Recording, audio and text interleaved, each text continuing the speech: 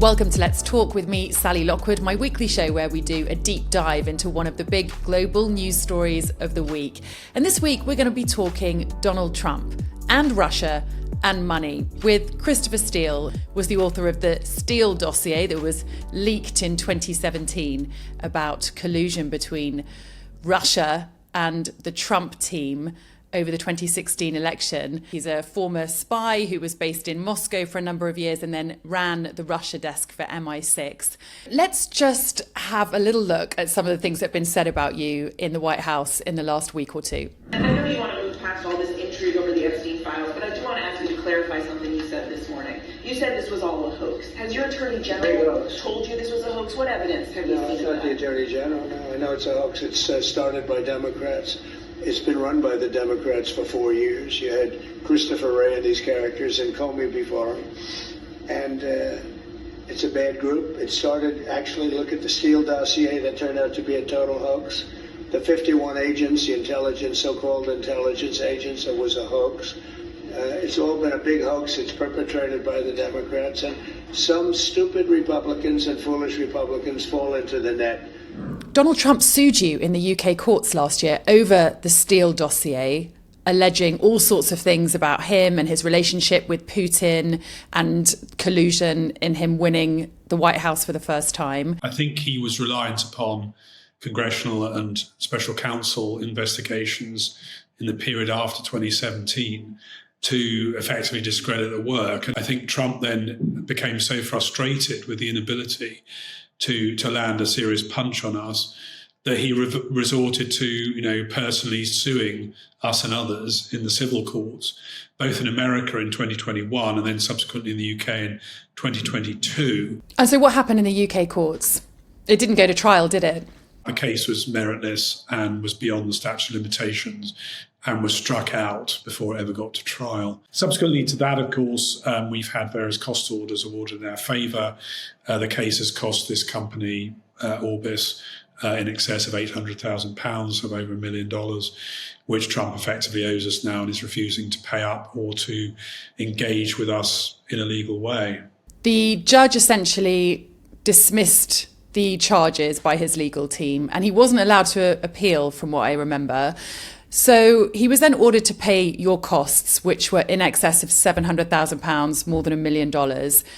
And you haven't had a penny of that, have you? He was forced to put down $10,000 for security of costs at the beginning of the case, but $10,000 is a drop in the ocean.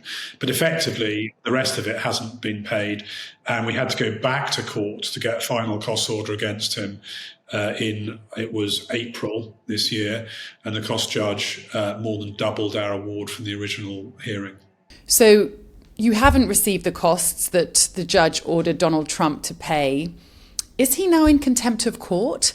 And what does that mean for his trip to the UK? Because he's visiting his golf resorts in Scotland this week. From our perspective, you'd probably have to ask the government about the implications of the bilateral relationship. But obviously, it's an indication of the fact that Trump holds our legal system in contempt and is in breach of it, which is actually unique, I think, and very serious, in my opinion. The implications going forward, well, obviously, we're not going to show our hand on this, our game plan. But we've got no intention of giving up on this. I mean, it's a lot of money and it's owed to us, and justice demands that it be reclaimed. There's also money in play in the American case where costs have also been awarded in our favour against Trump. In that case, the initial phase, again, was struck out before trial. That money's actually in an escrow account in court, but we're also he's trying to appeal, and we're trying to get costs attached to that as well, given the fact that he knows that the appeal is doomed to fail. What are you hearing about why Donald Trump has now hardened his position when it comes to Putin and seemingly doesn't trust him anymore in a way that many haven't for a long time? Trump obviously wants to deal with the Ukraine war and get it out of the way so that he can reset his relationship with Putin and Russia. And for whatever reason, Putin has overplayed his hand. It's either he cannot or will not make certain concessions, which most of us would see to be quite easy concessions to make, that would lead to a favourable outcome, or at least partly favourable outcome to the war for him. Now, that may be because of the internal situation in Russia, in the leadership, in that Russia suffered tremendously in this war.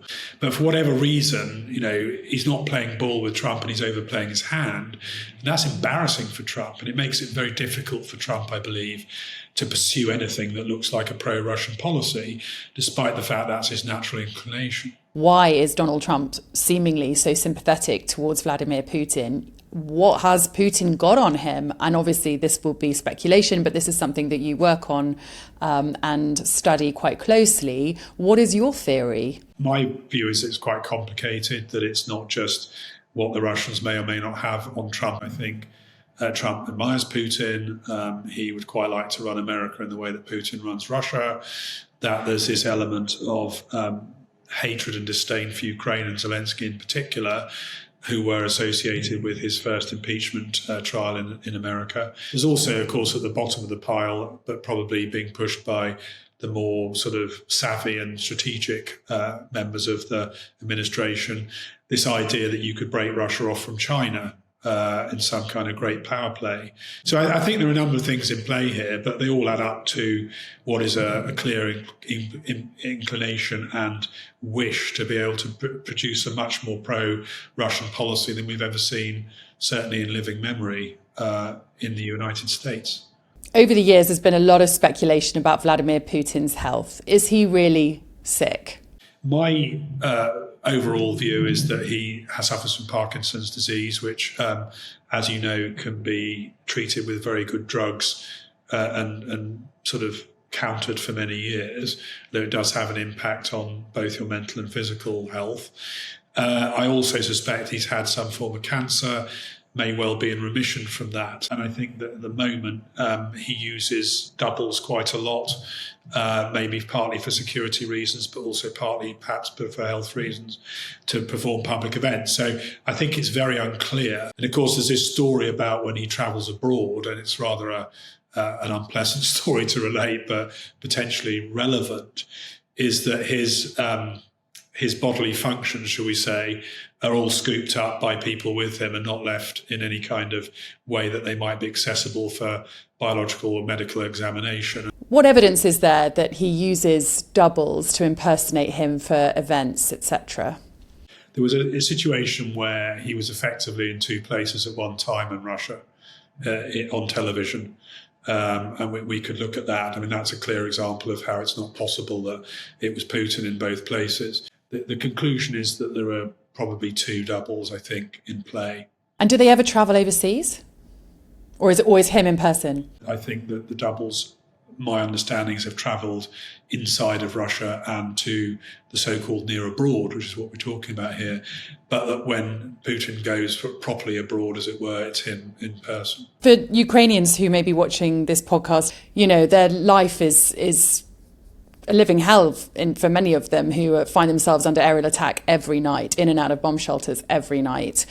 They feel exhausted. They feel terrorised by these drone attacks. Are you hearing any intelligence to suggest how things may play out, or is it still very unclear? I don't see there being a fundamental breakthrough on the battlefields for either side. I think in some ways the fact that Putin is putting so much resource now into attacking civilian targets, cities and so on with drones and missiles, does rather suggest that his military on the front line have been frustrated, and this is the only way he can really attack Ukraine and try and break its morale. So it's very sad and tragic for the Ukrainian civilian population, but in some ways what's happening is a vindication of their battlefield structures and their battlefield performance, which has been exceptional, I have to say, for what was regarded as a second or third rate military power. I think the Ukrainians have been exceptional, in particular in new technologies that are good in asymmetrical warfare, drones obviously being the key one. I was told the other day by an American specialist who's been working with the Ukrainians on drones,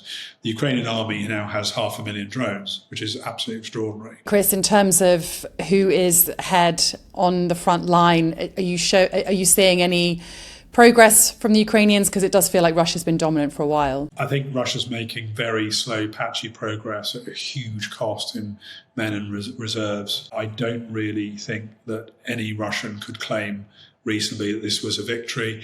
They've got less territory than they had 3 years ago. They've not managed to take any major Ukrainian city in that time.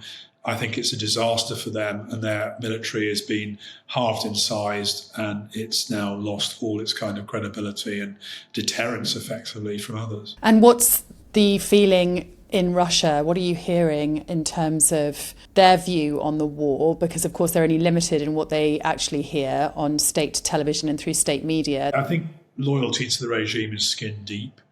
I think you also have to differentiate between the elite and the populace. What really matters in Russia is what the close-knit elite around the Kremlin and around business think and feel. And as I say, I think this is part of Putin's problem. I think that he's dug himself in such a way that he can't really get out of the quagmire he's in terms of making a settlement in Ukraine, which doesn't amount to total victory for Russia, and that's not going to happen. So I think the threat to him comes probably more from elements of the elite than it does from the general population. It's always such a fascinating insight, getting to ask you all these questions that really do fly around. Lots of us speculate on what could be going on in Ukraine, in Russia, and certainly you're much more informed than almost anyone. Thanks to Christopher Steele for joining us, and thanks to you for watching. If you've enjoyed the episode, please hit like, leave us a comment, let us know what you'd like to hear more about, share this with your friends, and do subscribe. It makes a big difference as to how the channel grows, and it's completely free. Thanks for watching. We'll see you next time.